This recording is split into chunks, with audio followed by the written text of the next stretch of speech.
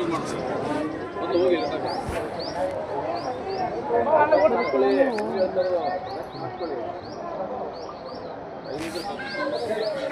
Time ಇದೆಯಲ್ಲ 2 ನಿಮಿಷ ಆಗುತ್ತೆ. ಟೈಮ್ ಇದ್ರೆ ಕೇಳ್ಬೋದು, ಇಲ್ಲ ಅಂದ್ರೆ ಕೋರ್ಸ್ ಯಾರಿಗೂ ಇಲ್ಲ.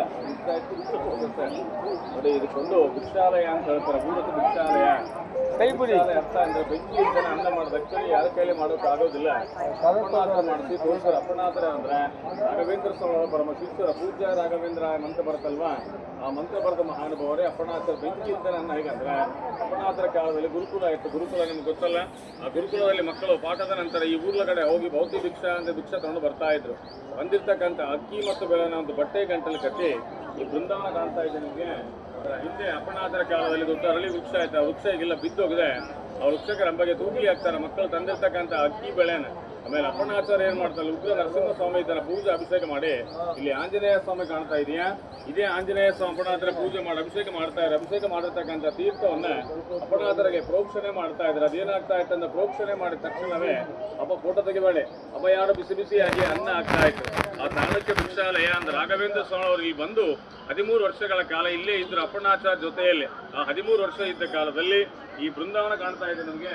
ಈ ಜಾಗದಲ್ಲಿ ಸಾಕ್ಷಾತ್ ರಾಯರ ಕೂತ್ಕೊಂಡ್ಬಿಟ್ಟು 13 ವರ್ಷಗಳ ಕಾಲ ಹೋಮ ಜಪ ತಪ ಮಾಡ್ತಕ್ಕಂಥ ಸ್ಥಳ. ಇದಕ್ಕೊಂದು ಮಾಮೂಲಿ ಜಾಗ ಅನ್ಕೋಬೇಡಿ, ತುಂಬಾ ಜಾಗೃತವಾದ ಸ್ಥಳ ಇದು. ಇದಕ್ಕೊಂದು ಏಕಶಿಲಾ ಬೃಂದಾವನ ಅಂತ ಹೇಳ್ತಾರೆ. ಏಕಶಿಲಾ ಅಂದ್ರೆ ಒಂದೇ ಕಲ್ಲಲ್ಲಿ ಮಾಡಿರ್ತಕ್ಕಂಥ ಬೃಂದಾವನ. ಚೆನ್ನಾಗಿ ನೋಡಿ, ಒಂದೇ ಕಲ್ಲು. ಈ ತರ ಬೃಂದಾವನ ನೋಡೋದು ನಿಮಗೆ ಎಲ್ಲೂ ಸಿಗಲ್ಲ. ಈ ನೀವು ನೋಡ್ತಕ್ಕಂಥ ಬೃಂದಾವನ ಅಪ್ಪಣ್ಣಾಥ ಬೃಂದಾವನ ಅಲ್ಲ, ಇದು ಅಪ್ಪಣ್ಣಾಥ ಪ್ರತಿಷ್ಠಾಪನೆ ಮಾಡಿದ ರಾಯರ ಏಕಶಿಲಾ ಬೃಂದಾವನ. ಇವತ್ತಿಗೂ ಬೆಳಗ್ಗೆ 4:15 ಸುಮಾರು ಅಪ್ಪಣ್ಣಾಥರ ಮತ್ತು ರಾಯರು ಇಲ್ಲಿ ಬಂದು ಇವತ್ತಿಗೂ ಸ್ನಾನ ಮಾಡಿ ಹೋಗ್ತಾರೆ ಅಂತ ಪ್ರತೀದಿನ. ನೀವೆಲ್ಲ ಟಿವಿ ಸೀರಿಯಲ್ ನೋಡಿರ್ಬೋದು, ಅಪ್ಪಣ್ಣಾಥರ ಬರ್ತಾ ಇರ್ತಾರೆ, ನದಿ ದಾರಿ ಬಿಟ್ರೆ ನೋಡಿರ್ಬೋದು. ಆ ಜಾಗ ಇದೇ ಜಾಗನೇ. ಇಲ್ಲಿಂದ ಅಪ್ಪಣ್ಣಾಥರ ಮಂತ್ರಾಲಯಕ್ಕೆ ಹೋದ್ಮೇಲೆ ಮಂತ್ರಾಲಯ ಬೃಂದಾವನ ಕಂಪ್ಲೀಟ್ ಆಗಿ ಮುಗಿದೋಗಿರುತ್ತೆ.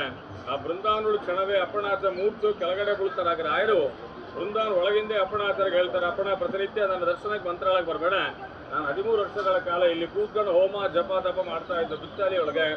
ಆ ಜಾಗದಲ್ಲಿ ಬೃಂದಾವನ ಪ್ರತಿಷ್ಠಾಪನೆ ಮಾಡು, ನಿನ್ನ ಜಾಗಕ್ಕೆ ನಾನೇ ಬರ್ತೀನಿ ಅಂತ ಹೇಳಿದಾಗ ತಿರ್ಗಾ ಅಪ್ಪಣ್ಣಾಥರ ಅಲ್ಲಿಂದಲಿಗೆ ಬಂದು ಏಕಶಿಲಾ ಬೃಂದಾವನ ಪ್ರತಿಷ್ಠಾಪನೆ ಮಾಡಿದ್ರೆ ಆ ಜ್ಯೋತಿ ರೂಪದಲ್ಲಿ ಬಂದು ಅಪ್ಪಣ್ಣಾಥರಿಗೆ ಇಲ್ಲಿ ದರ್ಶನ ಕೊಟ್ಟರು.